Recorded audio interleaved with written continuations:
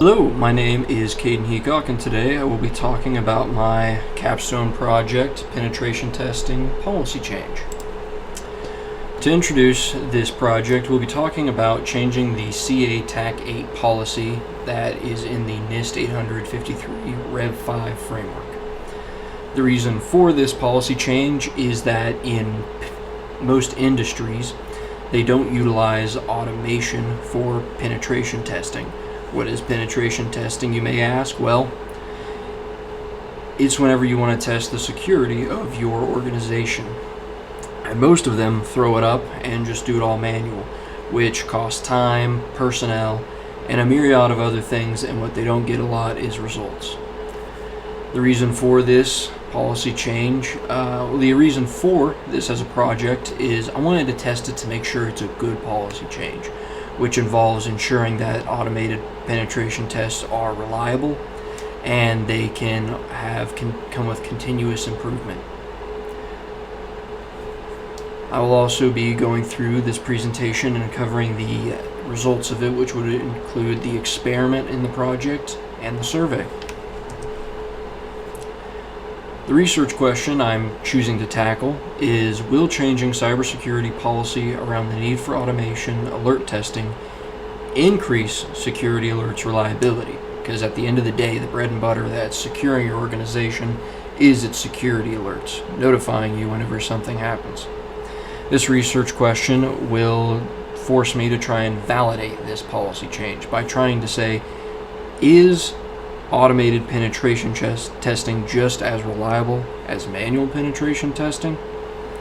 The methods that will be used for this project are going to be an experimental method and a survey method.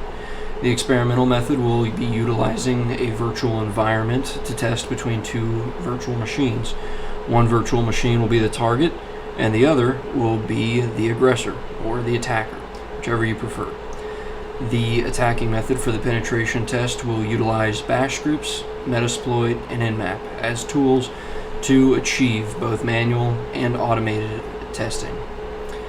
The survey will utilize survey questions coupled with a Likert scale in order to measure survey results and see if we can use the quantitative data to find significance. These two methods will then be triangulated to find and see if we answer the research question. Next, we will be going over the demo of the automated test to give you a visual of how the experiment occurred.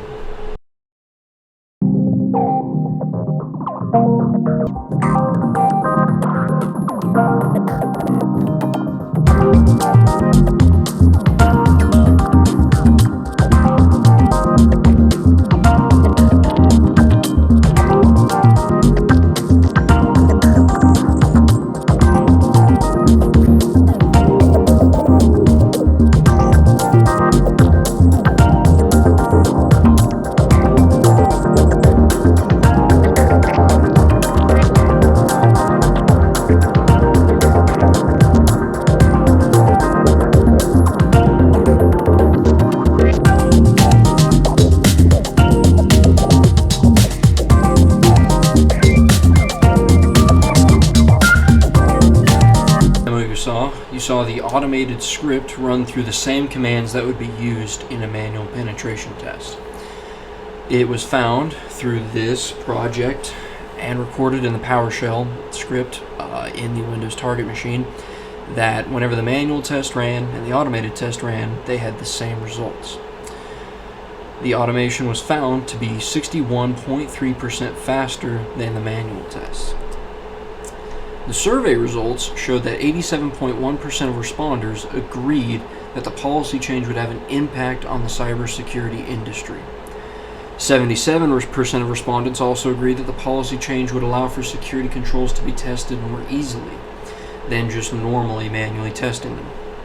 80.6% of respondents were confident in the capability of automated testing and saying that they agreed it would increase the amount of times detections are tested and therefore increase penetration testing capability. This is important because if you look at these graphs, the first one, it shows the t-test model of comparing the average times of the automated test to the average times of the manual test. And next are the results of the survey.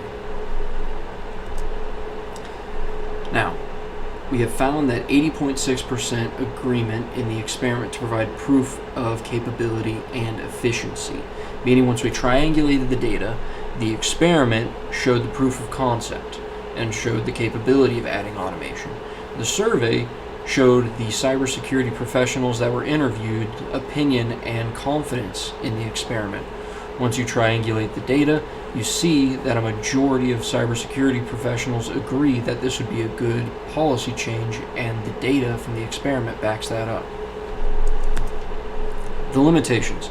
The major limitation of this project was on the researcher not having the programming capability to create better automations. Other limitations were due to not having questions in place to get deeper insight on the cost savings portion of the policy change, as well as not having demographics. These would have been helpful to having a better understanding of who was agreeing to what. Future research.